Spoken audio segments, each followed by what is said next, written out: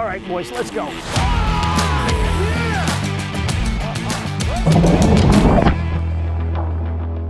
What's up, everybody? I'm Cheech with another offshore report, which we're probably going to end up pivoting to the SCUP report going forward because wrecked bluefin tuna has been shut down. Not a surprise, many of you've heard that. I'm just joking. There's plenty of fun to be had on the offshore grounds. But I wanted to kind of touch on that a little bit because we all kind of saw what was happening. And this is new territory for us with a recreational bluefin shutdown. But the writing's been on the wall, right? We've been seeing the amount of fish that's been, being harvested on the wreck side of things and across all, so there's a lot of fish out there, right? One of the things that we need to really kind of lean into is why are the regulation changes really not matching the eye test, so to speak. I mean, we all know, we go out there's a ton of fish across all different classes. There's real small ones, there's those, small mediums, big mediums, all the way up the class. But one thing that is very clear with what has gone down is the people making the regulations only have the information they have to go on. And what I mean by that is I think we all as a group can do a much better job of just leaning into two things to give them a clearer picture of what's actually out there for a biomass of fish. And now what would that do? If they're working on data that they're confident in from the rec side of things, they're going to be a little bit more lenient on regulations and setting quotas if they know that there's a ton of fish out there and they got a better feel for the amount of fish that's out there. We're going to be rewarded. Now, in my opinion, which is just that, I think the recreational quota needs to be increased on our side of things based on what we're seeing out there. But without a real high level of confidence in that information, it's hard to see that happening, right? And it obviously isn't happening because we just got it shut down on the rec side of things. So the two ways that we can improve upon that as people that are passionate about enjoying the rec fishery for bluefin tuna is, one, it's mandated if you have an HMS permit, you have to report your fish. Now, could they make it a little better with the app being a little clunky and some of the processes of actually reporting those fish? Sure, they can, right? But we as, the user group that's enjoying this fishery can definitely do a better job of reporting our fish. Not only our fish, but what else we're seeing out there.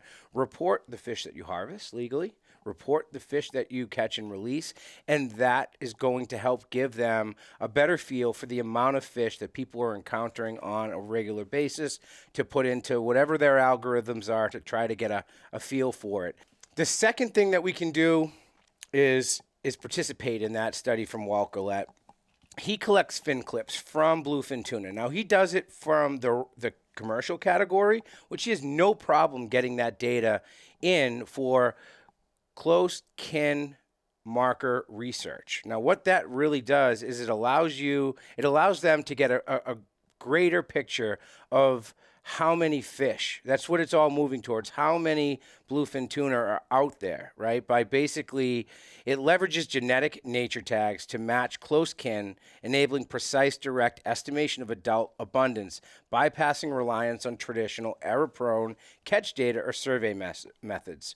Now, where there's a big gap there is amongst us, the recreational anglers, right? We participated in this, like I mentioned. The more of us that do, the more fin clips that come in from those rec-size fish, the better picture they can get on how many fish are out there. And combined with the NOAA reporting that's mandated, people that are actually tasked with trying to sustainably, set the quotas across rec, across commercial, across everything, have a better opportunity of doing it in line with what we're actually seeing out there. So those two things help tremendously. And I don't want to get too much in the weeds, but we play a huge role in giving the people making the decisions on quotas the proper information that they can be confident in to earn more rec quota. At the end of the day, I think that's what we all want. I think when you go out there and see the amount of fish out there, it kind of doesn't feel right that it's getting shut down. But based on the information they have, which is very limited, we can do a better job of filling in those puzzle pieces for them, to arm them with the information, to reward us with the quota that's going to be sustainable. It's not going to hammer one of the greatest success stories of all time, the research of the bluefin tuna. And that's really what they're kind of overcompensating for. They're protective of that. They don't want to get back to where it was, as bad as it was. And without the right information, they're going to err on the side of caution. So those are two things that we can all do as rec anglers to help ourselves out. But without further ado, let's get into the report. Bluefin tuna are one of the most fun species to catch. We all know that. I love them. Can't catch enough of them. If I have to let them go, fine. If I want a tuna fix, I'm going to go looking for yellowfin. I'm going to, get on some mahi. There's other pelagics out there that we'll be talking about throughout this report that are damn tasty. But it's still a fun day when you're bending the rods, catching tuna, and, treat the resource with respect. Handle them properly. Get them back in the water safely. We can't keep them recreational any longer. So the ones that you hook, let's send them back right so that they're there for catching another day. Fish mapping is SiriusXM Marine's most comprehensive plan and is available on your boat's display and includes access on your phone or tablet via the fish mapping app. Serious anglers use every advantage available, and SiriusXM marks the spots where bait fish gather and game fish hunt. Learn more at SiriusXM.com/fish mapping. I'm going to start all the way up north with Captain Bob from Seacoast, New Hampshire Sport Fishing. He said the wreck bluefin have been the target of opportunity right now. Rather than a directed fishery, schools have popped up, feed briefly on enormous schools of juvie, pogies, and vanish. Very hard to patent. We worked pogie schools alongside the 30-fathom line 2 days this week, slow trolling using the Minn Kota trolling motor for nary a touch or sighting. Frustrating, as these schools now stretch from Ipswich Bay all the way to Boone Island and maybe beyond, but are not triggering a consistent bite. He said the commercial bluefin fishing is slow, but fish are being taken daily. One area, Scantum Ledge, is hosting all the action, and all the boats from Gloucester on up are filtering in there and getting their pick at commercial fish. What's notable there is the average size of 100 inches seems to be the floor. So we're talking about real big giants up that way. One rye charter fishing on a commercial day this week landed a fish weighing 819 pounds, and that's gill and gutted from a 27 center console. He said, thank goodness for boarding doors. On the bait side of things, herring have moved into this area, into the Scantum area in force, attracting numerous humpbacks and minke whales along with the bluefin. So if you're looking for that commercial bite, or you're looking to bend a rod on a real big fish, look for the humpbacks, look for the minkies. That's going to kind of clue you into the area that the bluefin are feeding in that Scantum area. Southern to mid-Jeffries might have some fish. Influx of blue sharks have joined the Port Beagle party. So sharks have just doubled in capacity there across those two species, making that super tough. And he said with the August 12th rec-size bluefin closure, it sticks a fork in his business as far as that, ongoing, pursuit of catching your next poke bowl or sushi meal yourself. However, I urge you guys to keep supporting these guys. They're going to feel it, the charter captains, obviously. We all are at some capacity. Get out, participate in some catch and release stuff, have some fun. I promise it won't suck. That's for sure. I talked to Andy Nebreski, who got out with Larry Backman out of Falmouth. They headed to Atlantis originally, which didn't look too promising when they got there. They made a slight pivot to Veach, and that proved to be the move. I was a recipient of some of their tasty vittles from the canyons, from Veach Canyon. He said it was the most marine life he's ever seen on the edge. He said there were birds, mammals, and predators everywhere you looked. The day-dropping scene seems to have quieted down for many, especially on anything of quality, sword-wise. So that's of note. I've been kind of hearing that theme amongst what was kind of a ticket to a real big swordfish during the day when that troll bite would kind of be quiet. That was the move for a lot of people starting to figure out how to do that. And it hasn't been as productive. However, He said that he encountered some of the biggest yellowfin he's ever seen personally in the Northeast on the troll. He said some of the bigger ones they had were approaching 80 to 90 pound class fish, that's a big yellowfin for the Northeast canyons. I could tell by some of the sizes of the loins that he had handed off to me that they were real quality fish. However, he said that another boat out there, Captain Willie Hatch, also out of Falmouth Harbor from Ashaka Charters, he's always doing this stuff, right? Everyone's like, oh, man, these are big yellowfin, and he's pulling up, easy triple-digit size yellowfin in the same area. He had fish over 100 pounds, which, again, real big yellowfin for the Northeast. Kind of keeping with that theme, buddy of mine, Brian Weiss, he got out from a little further south, and they made a canyon trip to West Atlantis.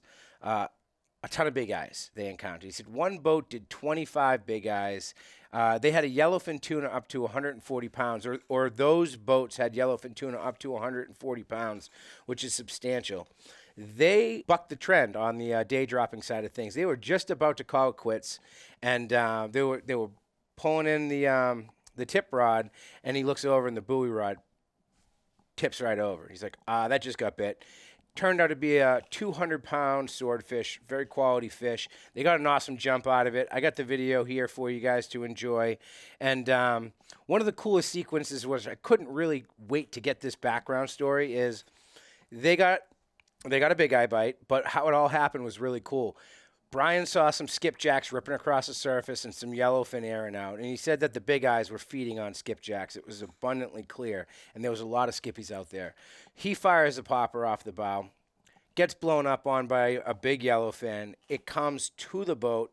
He picks up the slack, and as soon as it started to dump line, he pulled the hook on it. Now, they slowed the boat down to clear the rods from the trolling spread when he hooked the fish on the popper off the bow. And as they did that, as he dropped his fish, they kind of started to speed up again. One of the squid rigs went off, big yellowfin on that, and they noticed these were big fish. So they were clearing the spread, and as they were doing that, a 200-pound big eye ate right in the wash a Joe Shoot that was being reeled in to be cleared to make way for that yellowfin. They got both fish, again, 140-pound yellowfin tuna and a 200-pound big eye. Pretty sick sequence right there, and awesome trip, to say the least. Bumping it inshore, I talked to Joe D'Agostino from Joe Bags. He said the bite's been picking up after the full moon. Gully, Hab seems to be more of a plastic on the bottom bite right now.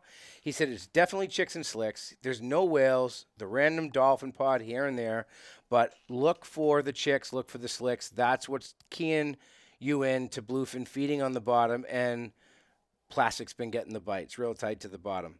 He said then they went and started to pot hop so that they could, this was after the closure, they wanted to get some meat in the box. He said that the triggers were tough to get past. Triggers are delicious. Another, consolation prize for being out in that warm water.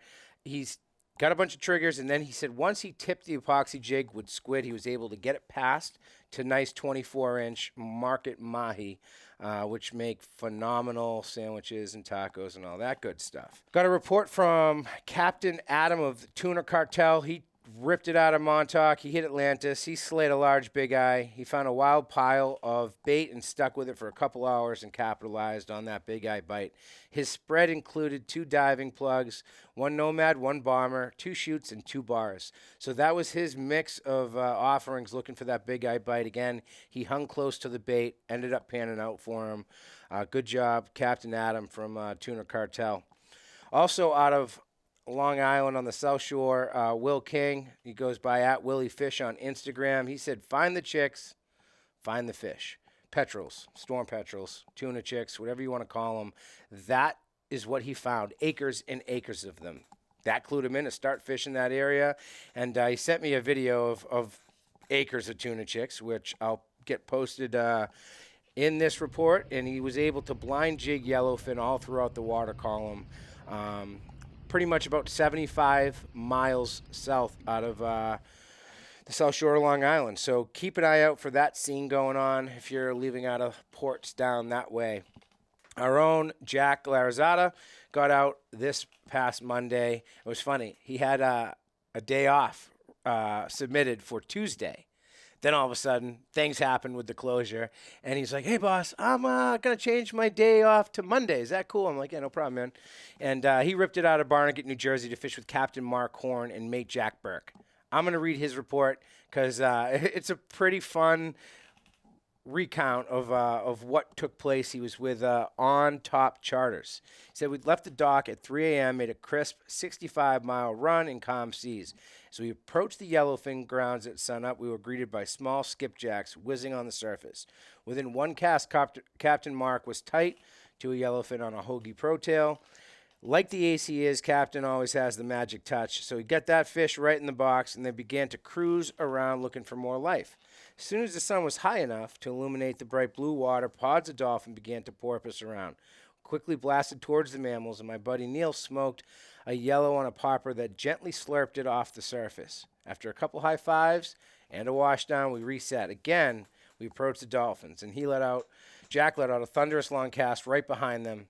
After about 10 pops, he was sure his shot was over. However, he kept popping all the way back to the boat.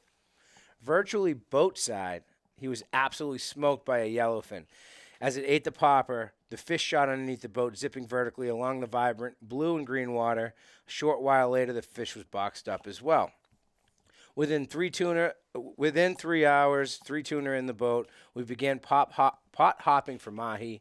On the second pot, his buddy Neil dropped a UVT down and was quickly smoked by what he thought was a large mahi, but his drag suggested otherwise. We all looked at each other in awe. When it came up, we were shocked to see another nice yellowfin hit the surface. Personally, I would have been hoping for a wahoo. That's been known to happen underneath, alongside those pots that are holding mahi and all the circle of life. But a yellowfin's a nice upgrade from the mahi that jig was ticketed for. Finally, he said he ended the day fishing the bluefin grounds. I'm sorry, not trolling. As they pulled up to the spot, we were greeted by tuna chicks and a slicked out sea. Captain Mark explained that it would be a jig bite. However, the UVT Murray popper spoke to me. It whispered, "Pop me." As I grabbed the 14K popping setup out of the corner of my eye, I saw a nice bluefin cut the surface and boil. I quickly fired off a cast. On the third pop, 2 big wreck tuna ripped toward my plug. On the fourth pop, a large wreck fish absolutely nuked my popper. As I laid into the fish 4 times, I was screaming at the top of my lungs. Kind of tough to beat a popper bite, that visual. It's pretty awesome. I don't blame him for picking up the popper. I would have probably done the same thing. That said, the fish had me dead to rights in its control, like a bat out of hell. In a mere seconds, it blasted 50 yards from right to left on the surface, turned around and swam right back into the prop. While I lost the fish and the plug, I truly felt bad for this tuna swimming around with a Murray popper in its yap. As I looked at my buddy, I said, "I hope that popper floats up, dude. I feel bad for that fish." Well, not even 5 minutes later, we started another drift when I see the popper floating on the surface. His wish was granted, as he said. If you're looking for an intense day mobbing around for tuna in New Jersey, Captain Mark Horn of On Top Charters out of Barnegat is your guy. Sounds like he put them on an unbelievable trip. That's a full trip. I mean, you're going out long, looking for yellowfin. You get it done, on the yellowfin side of things. Got a bunch in the box. Even if it's a wreck day, you come back in, pot hop for some mahi. That's a full day, and then you finish your day pulling on some bluefin, where the size doesn't matter because you're releasing them anyways, right? Tough to beat that day. The Northeast Offshore Report is brought to you by Okuma Fishing Tackle. Whether you're battling big game offshore or casting from the shore, Okuma gear is built to perform when it matters most. Learn more at akumafishingusa.com. One listener also sent in a pretty badass shot of a mahi. It's Tuna Man, New Jersey. Mike Marzo got a 51-inch beast of a bull mahi casting a 4-inch Z-Man paddle tail at a floating football balloon right near the tip of the Hudson. Check this big sucker out. It's his personal best mahi. They did strike out on the intended yellowfin tuna jig and pop bite, but they have been doing pretty good on him this season, he reported. He's fishing on a 33 Southport max effort out of Lenoka Harbor, New Jersey, but that's a stud northeast. So enjoy that photo of that beast mahi. I also heard from Captain Chris Oliver for Keeping It Real Fishing. He's a little further north. He's out of New London, Connecticut area. He said he fishes out of Montauk too, actually. He moves around with the bite, But the bluefin were abundant in the same areas near Habs, Ledge, and the Gully. They were not always cooperative, but we did see most success using UVT shore catch pink glow. That was the color that was hot. The bigger story was our canyon fishing. He said fishing was phenomenal. From the moment we set lines in to the moment we pulled them up, the overnight was a little slower than we would have liked with no chunk bite, but we did manage to hook and fight a sword for a bit. Managed some stud yellowfin to 100 pounds and some nice big eyes. The mahi were also very abundant and hungry.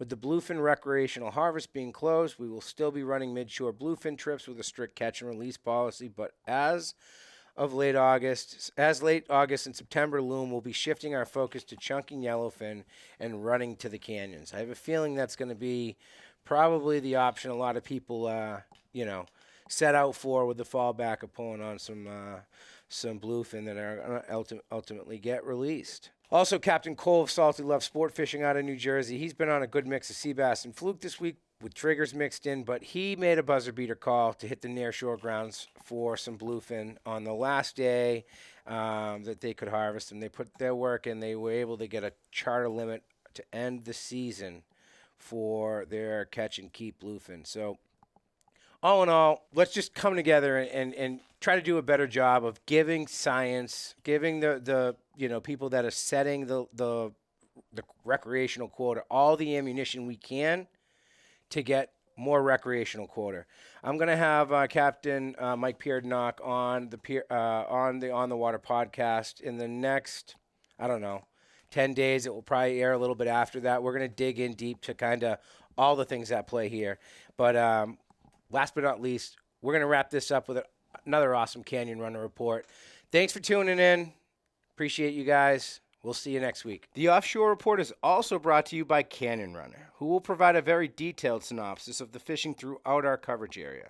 The Canyon Runner sport fishing team is here to help you catch fish. They offer coaching and concierge services, seminars, and the Canyon Runner map, powered by VM, which will exponentially help increase your catches inshore, midshore, and out in the canyons. The report they provide gives you a sampling of how the Canyon Runner map works, which serves as your co-captain, providing all the fish catching and safety intel, including a built-in warning system and more. It gives you the ability to track over 600 member boats and 24 pro staffers in real time. Check them out at www.canyonrunner.com. And if you want to take the Canyon Runner map for a quick test ride, you can download the CR Map app from your app store and use it free of charge for 2 weeks. Your free access will be limited to boats within 10 miles of land, but it'll give you access to all the features to decide for yourself if it is right for you. This is going to be the Canyon Runner Offshore Report for the week of August 3rd through August 10th. As always, we'll be using our Canyon Runner boat map so we can see exactly where the fleet was fishing in the Mid-Atlantic and Northeast this week. We had a bit of a rough weather issue to start the week. So you'll see that we had less boats fishing this week than in past weeks. And we also had one of the major tournaments in the Mid-Atlantic, the White Marlin Open. Working to the south, we saw a lot of action here with dolphin and mahis and white marlins. Working north, we had boats fishing out of Virginia Beach and Ocean City, Maryland. And those folks were fishing from the Norfolk all the way through the Lindencolt Canyon. Boats in these areas had limited white marlin and blue marlin action, and there was also some midshore tunas, larger overclass bluefin, recreational sized bluefin, and yellowfin. Big eyes, unfortunately, did not make much of a showing. There was also another bite east of Cape May, Atlantic City, on the Seagar area, where you did see bluefin tunas caught being trolling and chunking. There wasn't much happening in the central areas from New Jersey to Lower Long Island. The best of the action was either in the Hudson, which is around the 100 square, where we had a nice piece of blue water come in, and we started to finally see a steady, consistent white marlin bite, yellowfin, and big eyes. We also had a little bit of action around the triple wrecks, and the star of the show here is going to be the bite east of the Bacardi, where trolling worked very well, but that bite is now shifted into a jig and chunk bite, with boats catching into the double digits. Off Western Long Island right now, we're seeing a combination of bluefins being caught both drifting artificial lures and on chunks, and jigging and popping up in this area, and those fish are going to be from 50 to 80-inch class. Moving eastward, it was relatively slow this week off the Coimbra area, but Montauk still shined with the school-sized bluefin tuna bite around the Habs area, although that is slowing down. In every canyon east of the Hudson right now, we're seeing a longfin, yellowfin, and a big eye bite. So this would be dip, fishtails, Brick Rock area, and West Atlantis. We don't have boats on the map until we get out to Oceanographer, but the reports in these areas from Atlantis through Hydro are slow, as there really isn't much good blue water, except once you get to the Hydro, where we're seeing a nice bite on Big Eye and Yellowfin. And then the back edge of Oceanographer is also very good right now with billfish, white marlin, blue marlin, yellowfin, and big eye. South of Nantucket, there's also a great giant bluefin bite around the commercial fleet. And we're also seeing a bit of a bite east of Block Island right now in the Cox's Ledge area. Moving east off Cape Cod, we're seeing a biting crab ledge in the Regal Sword, which has been good. And then an uncharacteristically slow post-August full moon from Jeffries, Stellwagen, moving up east of New Hampshire and into Maine. As always, this is the Canyon Runner Offshore Report. Thank you very much.